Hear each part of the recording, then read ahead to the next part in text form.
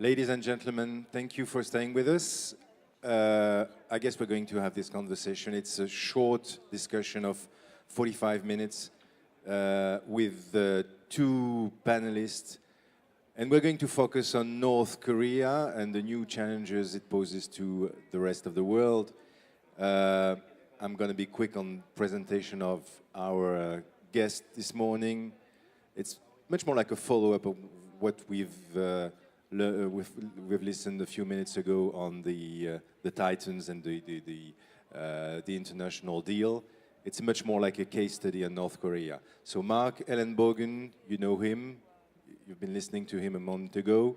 Is a US political analyst. And Andrew Leung is coming from Hong Kong. He's an international and independent China strategist.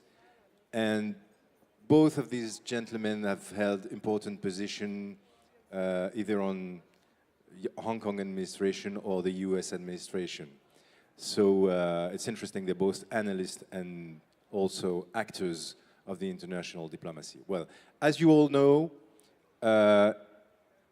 in the last weeks, months, North Korea has proceeded to a series of nuclear and ballistic tests that has been considered as a big challenge for the rest of the world, namely the United States, because it appeared that North Korea has now a capacity of launching intercontinental ballistic missiles of a range of approximately 10,000 kilometers, which means that potentially the United States and big United States cities like Chicago or New York may be on the range of North Korea, and that they are now in capacity of developing a nuclear weapon, a nuclear warhead of approximately the power of 6 times Hiroshima, and maybe also in capacity of developing in the very near future an hydrogen bomb. So it's considered a big challenge. We've seen, of course, Trump reacting in a very tough way, although in China recently he cooled down a little bit his rhetoric,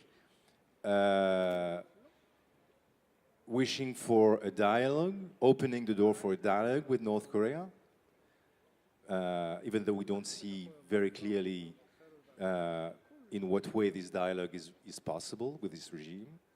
And that will be maybe my first question to both of you gentlemen. Do you really think that there's a dialogue possible between the United States and beyond the international community between, with North Korea? Mark, Andrew.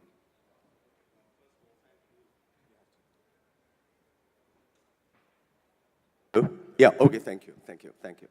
Well, first of all, thank you for giving me the opportunity to share my thoughts on this very thorny problem of North Korea. I think the crux of the matter is that very few people, especially amongst the great powers, really know what North Korea really wants. And then there is a rhetoric saying that North Korea really want to reunite the entire Korean peninsula on its own terms, that is going to threaten directly the United States, is going to project its power in the world. I think that fails to understand the existential threat the North Korean regime is facing. And this has not happened just recently. It's built up over a number of years. Don't forget, it can be traced back all the way to the Korean War. Because after the Korean War, there was only an armistice, there was only a truce. But apart from that, North Korea was backed for a long time by the former USSR. And after the collapse of the former USSR and the increasing relationship between China and South Korea, North Korea feels extremely isolated, almost alone in this hostile world. And that the state of its economy is not doing extremely, so problematic. So all the Kims, in this family line are seized with this existential threat. Now, another thing is that don't forget the so-called six-party talks preceded by the in the beginning, third-party talks, including only the United States, North Korea, and China. And now, eventually, it mushroomed into six-party talks against the initial opposition of North Korea, but China tried to intervene, and of course, there was America's initiative to bring the other powers in. But you look at all these talks, they haven't come to really something concrete. But that would be a misstatement as well, because if you look at the time towards the end of the Clinton administration, there was really very concrete framework agreements directly negotiated between the United States and North Korea in Washington, D.C. and in Geneva. I mean, these framework agreements, although that remain kind of words on a paper, actually address some of the existential threats facing North Korea and some of the concerns of the United States. For example, a part of the agreement says that North Korea is going to give up its nuclear program and will be subject to a degree of verification in exchange for a relief of sanctions.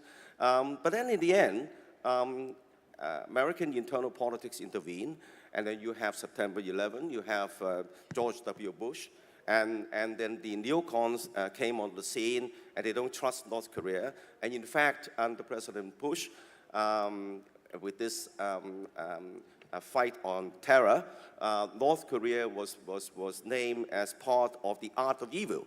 So that increased the kind of threat for North Korea. So what North Korea wants now is a fail-safe insurance policy for this regime, against regime change. And a fail-safe insurance policy is the ability to deliver nuclear weapons that can threaten the homeland of the United States. Anything less, Kim is not it's not too sure that they will really get the cast iron insurance policy. Okay, thank you, Andrew, for this first approach. Mark, do you believe also that North Korea doesn't have really an agenda of pulling the trigger? No. Well, I don't agree with that. I think they do have an agenda. And I don't know to what degree they will pull it, but I think that they're prepared to more than we're giving them credit for. And part of the reason is the threat of doing it isn't going to be a threat unless you actually do something with it. We don't quite know what that means. So I think we need to take it seriously. I think their preparation of missiles is not a good thing. I think the fact that the first two missiles were cybered, they were, probably not publicly discussed, and then the technology was delivered from China and Indonesia and other parts to be able to block the next cyber is a bad thing. So there's a lot of, and it's not just one side or the other, there's a lot of say something at this level but then do something underneath the waterline, which I think also helps to destabilize it. I'd like to add some things though. I mean, look, we were one of the small groups in the 90s who began working on DPRK. And when Chris Hill, because he had been in Central and Eastern Europe before on the National Security Council, then became the Assistant Secretary responsible for the SixParty Talks, we were one of the small groups on the side doing offline things. I agree. Who do you mean we? The Prague Society, because plenty of North Koreans had studied in Prague during the Cold War, and they had gone to Charles University, and in those early days, when people were coming over, there were discussions that were going on led by the then still Czechoslovak government before it became the Czech government and so on, because they had been the interlocutors for Comecon and the Warsaw Pact. So there were a lot of things going on in Prague that a lot of people didn't know about, but it was a very good role for the Czechs, and unfortunately the Czechs have recused themselves from that kind of work, which is one of the reasons why these kinds of things aren't going on there anymore. So my point is that, first of all, with all this happening, which is very complicated, young South Koreans have absolutely no interest in unification anymore. Their older generations still kept it going, so there was a bit of pressure that was going on. Young North Koreans, it's probably true. If you go there and you see some of the elements of society or any of the small kinds of businesses they're setting up, it isn't just totalitarian, although there is much more of it than I like. And Make a point, Mark. The fail-safe policy for North Korea truly is only missiles. They don't have another option. And who are they protecting? The elites. Of course he's right. First, the Russians trained the generals, then the Chinese trained the generals. And so you also have a conflict of culture going on there at the same time. Although the Russian-trained generals are the older generals and the Chinese generals are the younger ones, but then we're talking about people between 65 and 80, so what's younger and what's older? Just one point, Mark, because you labeled yourself as a son of the Cold War. Yes. To what extent do you think that the situation is different from what we had during the Cold War between the USSR and the United States, in which my master, Raymond Aron, for example, said that when the two actors had the capacity to destroy each other, it was a guarantee for peace? Well, the one difference is, of course, during the Cold War, when you are essentially equal players, the Soviets controlling their space, the US controlling its space, you have equal players doing equal things. And of course, the KGB and the CIA and different agencies cooperated with each other on a variety of issues. And they, therefore, were able to interact offline, even when publicly there was a conflict. North Korea is not an equal player. It knows it's not an equal player. It doesn't feel like an equal player. It wants to pretend it's an equal player. And you know, like dogs that are nervous, excuse me, I apologize for my language, I too am a New Yorker. Dogs bite when they feel insecure and when they feel they're being threatened. Russia didn't have to worry about that for some period until military spending brought them to a point where they couldn't afford it anymore. Maybe they could never, but there was an equality there that's not there with North Korea. So North Korea has to have bidders on its behalf. Andrew. Sorry. Well, I agree there is absolutely no equality there, but then modern warfare is not fought on an equality basis. Think about a war against ISIS. You know, how big is ISIS? I'm not saying that ISIS is winning, but it's been tracking down the United States and other great powers for a long time. What North Korea is able to project is asymmetric power, is of course developing a nuclear weapon and the ability to deliver it nearer and nearer to the US homeland. And then the recent test suggests that it is able to deliver a mid-range missile threatening at least Guam.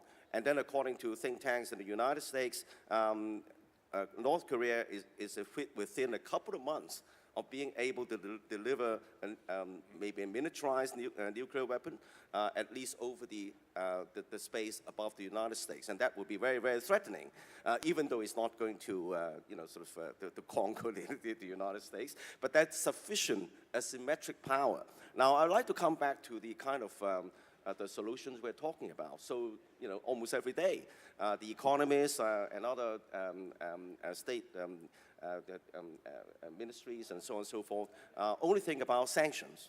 You know, you look at sanctions. Sanctions have been going on for decades, and it hasn't worked because there are other ways to escape the sanctions. And then the other the players around the world, the world is a very amorphous place. The second thing is a military option. And especially in the United States, and all the problems likely to be solved by the military. But if you look at the military apart from the asymmetric kind of dimension I talk about, what are you going to do? Are you going to, well, obviously, the United States has the absolute power to obliterate the North Korea entirely from the face of the earth. But that's not a viable option. And if you want to take out the nuclear weapons and the missiles, they're all hidden in caves, tunnels. How can you be sure that you take them out? And then, of course, if there is a regime collapse, and there are all rival political parties and political forces inside North Korea, it's likely to drag the United States in sending in ground, boots on the ground, along with South Korea. Now, if this is going to be a projection of ground force by the United States and South Korea, China and Russia are unlikely to sit tight to watch the whole game change to its disadvantage. So it's not a very, very good option. And like it or not, the North Koreans have managed to develop at least a degree of nuclear power. But I'd like to borrow an example from China in the early days, at the times of Chairman Mao. When Chairman Mao first founded China, the Communist China, China did not have a nuclear bomb. China was very, very poor. So poor that families literally had to share a pair of trousers in the villages. And then what Chairman Mao said? if you know Chinese, the trousers means 裤子. Nuclear is 核子. So Chairman Mao said, I would rather have the nuclear than trousers for the poor people. Why? Because to balance against a threat coming from Russia. But in the end, Communist China acquired nuclear weapons at a time when the United States and Communist China was at odds, but was Communist China threatening the United States? In the end, it's going to work out. The point I'm trying to get at is that one has got to accept the reality that, like it or not, you're going to have a country, a rogue country, no doubt, an authoritarian country, is developing a kind of insurance policy which is threatening, which is dangerous, but the other options are no good. You're going to come to terms with it. Now, what come to terms with it means, I think that you will look at the previous Senate kind of statements and also suggestions and measures. There was a time that the U.S. Senate, at the time of the Clinton administration, and perhaps later on, agreeing to brokering a deal with North Korea. A deal means the North Koreans would freeze, in the present circumstances, maybe freezing is testing of intercontinental missiles. I mean, there's a fact that there is some nuclear weapons already. But then you can stop it in its tracks by North Korea, forcing North Korea to cease the testing of intercontinental missiles, reaching further and further into the homeland of the United States, in exchange for maybe lifting of sanctions, maybe helping the North Korean economy to stabilize the regime. Now, one final point. I'd like to borrow the example of Vietnam, the time of Viet Cong, the Vietnam War. Vietnam has now become an American ally, not because of the American invasion in Vietnam, but because of economics. So at the end of the day, if you stabilize the situation, build up the economy, and the economics is likely to do some wonders, as in the case of the era of the Viet Cong, which has now changed into a modern Vietnam. Okay, wait a minute here. I have a question. To what extent do you think that it's really a challenge just concerning North Korea and the United States? Okay, everyone agrees that North Korea is an underdog, it's a rogue state, etc. But come on, if you look at the things more precisely, you see that China, for example, doesn't do much to incite the North Korean to calm down and renounce their program. You see that, for example, the North Korean used a very high-grade propeller to launch their missile, which comes from the Eastern Bloc and probably wouldn't have been delivered to North Korea without the agreement of the Russians, for example. So it seems that Russia, China, other people, they're using North Korea as a way to weaken the United States. Well, I think there's some truth in that, because you can have a lot of proxy theaters. For example, we just talk about so Syria and other theaters around the world. But I don't think that that's really defines the dynamics entirely.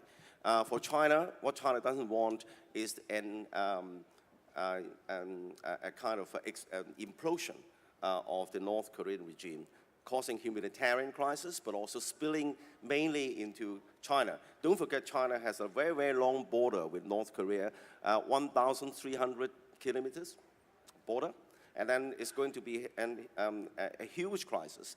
Secondly, of course, China doesn't want North Korea to be toppled, and then there is maybe a unified Korea on American terms. And obviously, that changes the dynamic, because don't forget the Korean Peninsula straddles a certain part of the South China Sea. Now, we haven't talked about the South China Sea. This is a conduit of China's lifeblood.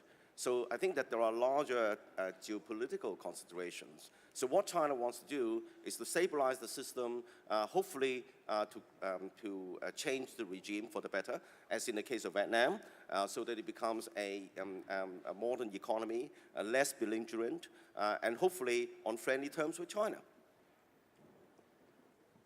May I add some things here? I mean, first of all, there is already a humanitarian crisis, and it's in North Korea itself, where millions of people go unfed, including their own military.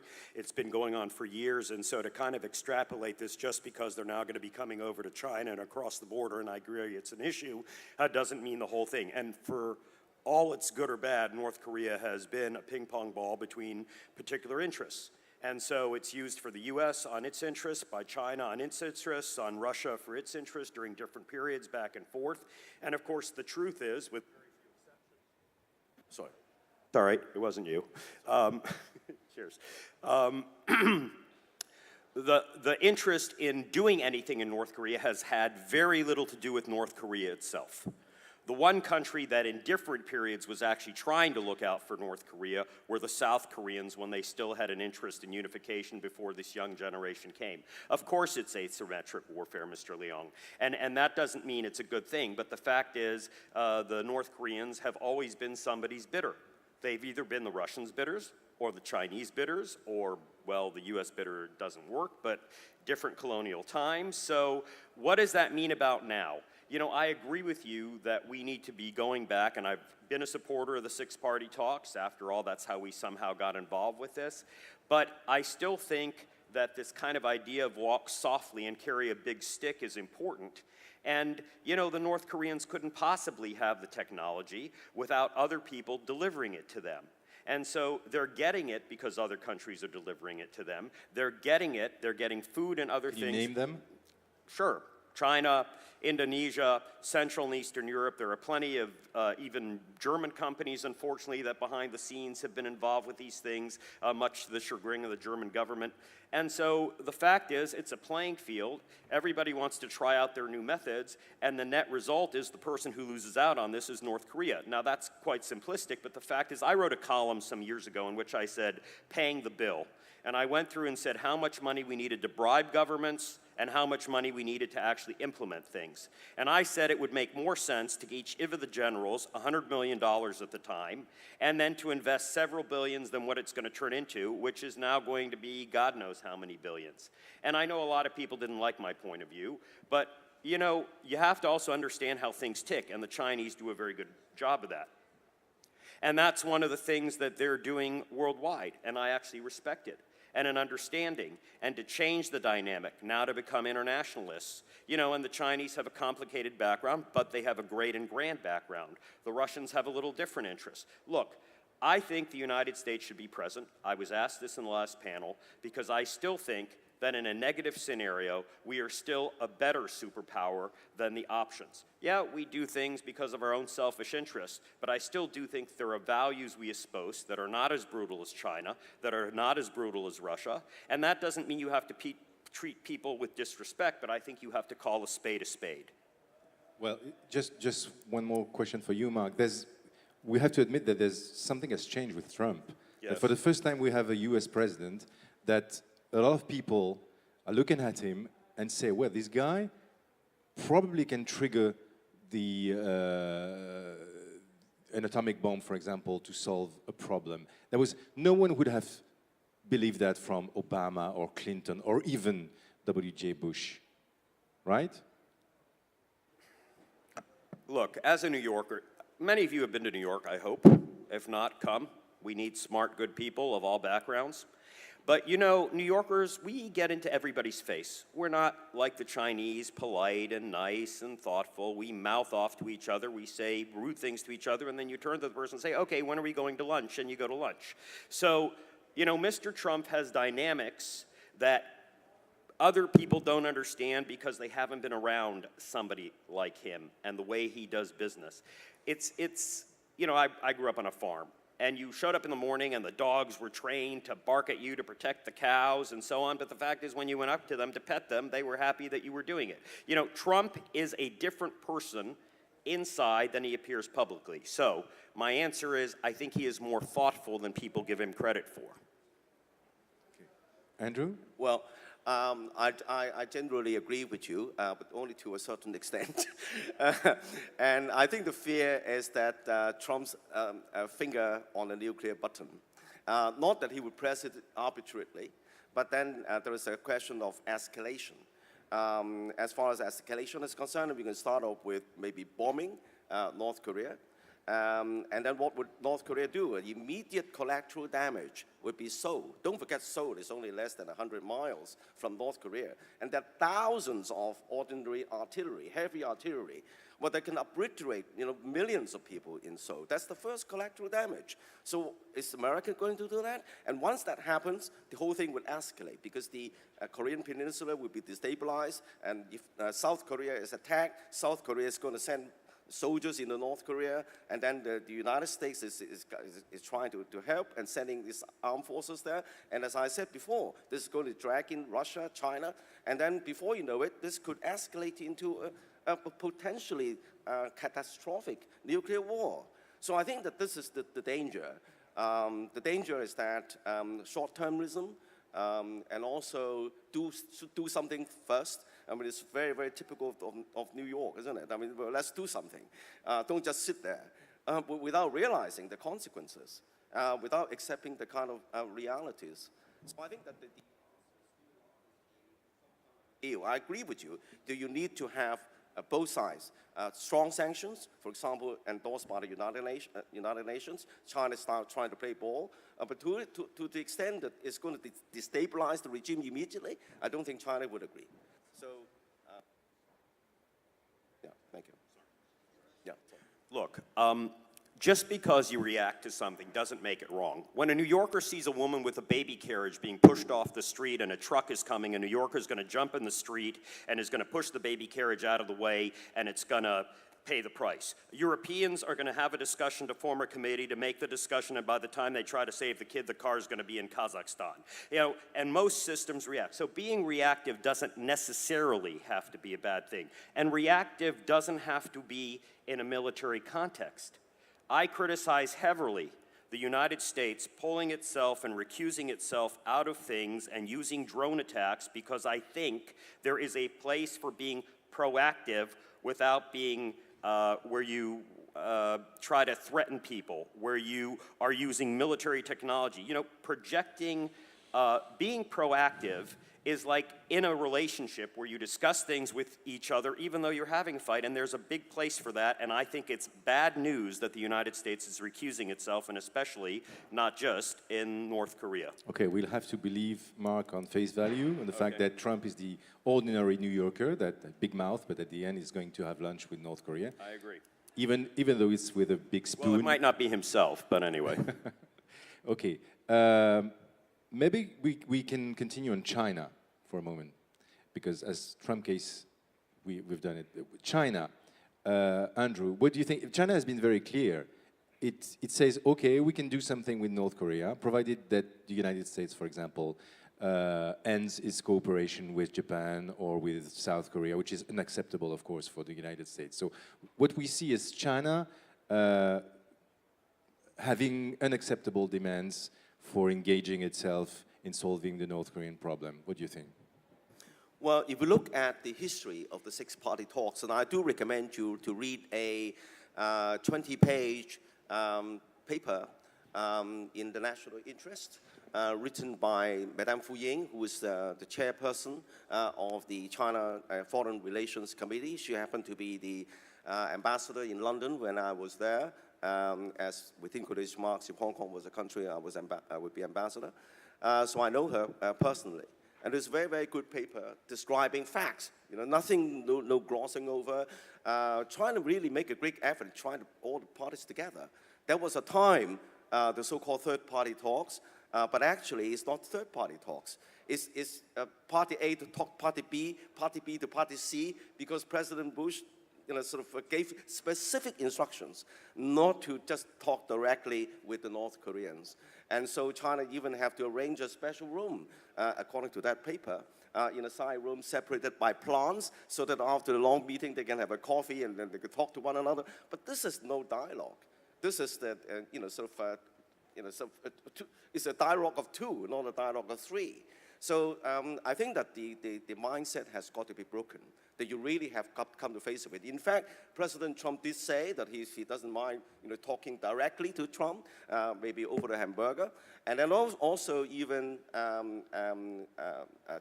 Kim himself said that once, sort of openly, that he wants to talk directly to the United States, because the threat is not coming from China. The threat is coming from the United States. And then, of course, all these six-party talks. Yeah. It's coming in a different way. Yeah, I know. It's asymmetric. But still, it's Excuse me. It's complicated to have. It's complicated to have both of you the floor. yeah, but this is an existential threat in the sense that if you look at all these six-party talks, the deliverables on the American side have not been, have not been realized to the full, and so that feeds into distrust on the part of the North Koreans. For example, the deliverables in terms of tons of oil and gas to supplement the deficit, and also building this another nuclear reactor under the supervision of the United States. This hasn't happened. And so if you're North Koreans, I mean, you don't trust America anymore, especially under a capricious Donald Trump. So you can see that psychology is at stake. And China, of course, it doesn't do China any good for North Korea to acquire nuclear weapons, but this is a fact, because it's not just North Korea would threaten China, it's because of the implications for Japan and South Korea and the whole Korean Asia. So that would be to China's disadvantage. So it is in China's interest to have stabilized it. Yeah, of course, we know that. But the initiative must come from the United States. To what extent do you think that if China brokers a deal between North Korea and the United States, for example, although we don't see exactly for the moment, well, I think to what extent do you think it will be, for example, its first act as the major superpower? I think the most important thing is for both sides to at least freeze what they're doing on the side of the United States, perhaps scaling down or ceasing all these very large military exercises. Don't forget the large military exercise involved 300,000 South Korean troops, together with thousands of American troops, together with strategic weapons. That's the and so on interest and of so China, forth. of course. So scaling down that a bit, and on the side of the North Korea, perhaps behind the scenes through brokerage of China, maybe ceasing the further testing of intercontinental missiles. Well, what they have developed, okay? But at least freezing that. And then maybe China can broker behind the scenes a kind of willingness to deal. The deal, of course, is for a verifiable, gradual de-escalation and denuclearization of both sides. Okay, it means that China doesn't yeah. want to see the United States in its garden any longer, right, Mark? It's the condition. Well, in all fairness to China, it really hasn't been China, despite the work behind the scenes to deliver things to the North Koreans who have been the impasse. It's been the Russians this time around who have been less willing to negotiate and who have been less willing, and we haven't actually even talked about them except tangentially. And they're actually playing a big role here because Putin's using some of the same strategies in dealing with North Korea that he deals with in the Ukraine and Crimea and other places. So, fundamentally, I don't disagree with Mr. Leung, but there's no way the U.S. is going to not support South Korea and not have military exercises, but I agree one can say, okay, it's too much, and the goal should be that we don't have to have that at all, but the question is, if you look at it from your perspective, how we're going to do it. So, you asked me if, what did you ask me, if the U.S. agrees with this? If the condition was, for the Chinese, for example, to obtain that the United States would not act in their garden any longer. Look, even during Bush times, and unfortunately, much less so during Barack Obama time, there were still negotiations going on between China and the U.S. on this issue, even if they were strange. They almost completely stopped during Obama's time, and not just here, but in terms of the Middle East. The U.S. has simply recused itself. I, again, will say it for the 5th time. I disagree with it. So people like me still run around, and of course, it's harder when you don't have a big bat standing behind you, or many bats. It doesn't just have to be the U.S. After all, oh, it's the flies you're going after. I kept on thinking you were saying move on in my comments. So, yeah. No, so, make a point, Mark. The point is that, A, a solution has to be made with this. It obviously can't be made with the U.S. alone. I agree with the idea of having China and Russia and Japan and Korea and the DPRK involved, and maybe one external actor, could be the Germans. I think it is almost impossible to have boys not play with their weapons, but of course we need to find a way to reduce that. It is true, unfortunately, that the U.S. didn't do the deliverables that we should have. And the fourth part of it is, I'm doing the same thing now. These flies, I think they have little warheads in them. So it's a joke. The only way we're going to solve this is to be proactive about it, to have these things taking place, and therefore the policy of the United States, both under Trump and under Obama, is not good for the U.S. to not be around. That's it. Okay, gentlemen, I think we're out of time. Do we have time for a couple of questions? Well, let's take them. No. Yeah, let's. No. Can we take one question? Five minutes? Some young we took the stage with 5-10 minutes late. Yeah, we did. Yeah, okay, 1-2 question. Just take them all. So that Yeah, okay. A range of questions. Yeah. And quick answer from you, gentlemen. Okay? There's a lot of questions. No. Sorry.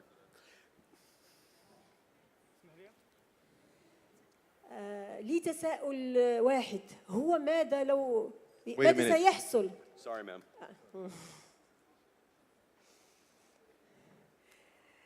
لي تساؤل واحد ماذا سيحصل لو نفذ الصبر هل ما تزال الولايات المتحدة تلعب دور الدركي الذي يحمي العالم ماذا لو أن مزاج الرئيسين ذات يوم تعكر ونفذ الصبر ماذا سيحصل هل ستأتي حرب ثالثة ماذا يمكن هل يمكن أن نقوم بإجراءات استباقية بقادة يمكن أن يقوموا بدبلوماسية Thank you. We cannot go into big speech. Excuse me. Okay, other question.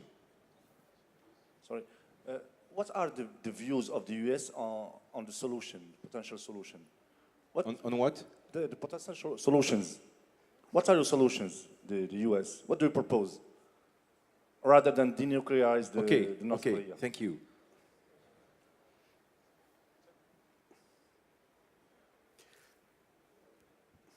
One last question? Okay, go ahead.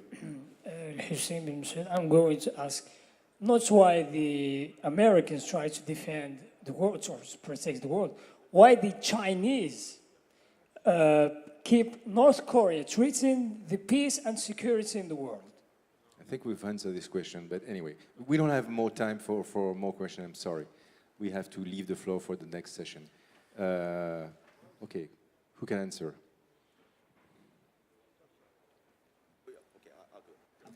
Well, Do you believe we're going to have a third world war? Yeah. Or first of all, as I said, it doesn't do China any good at all to have a North Korea, a nuclear armed and belligerent North Korea, because there are repercussions there.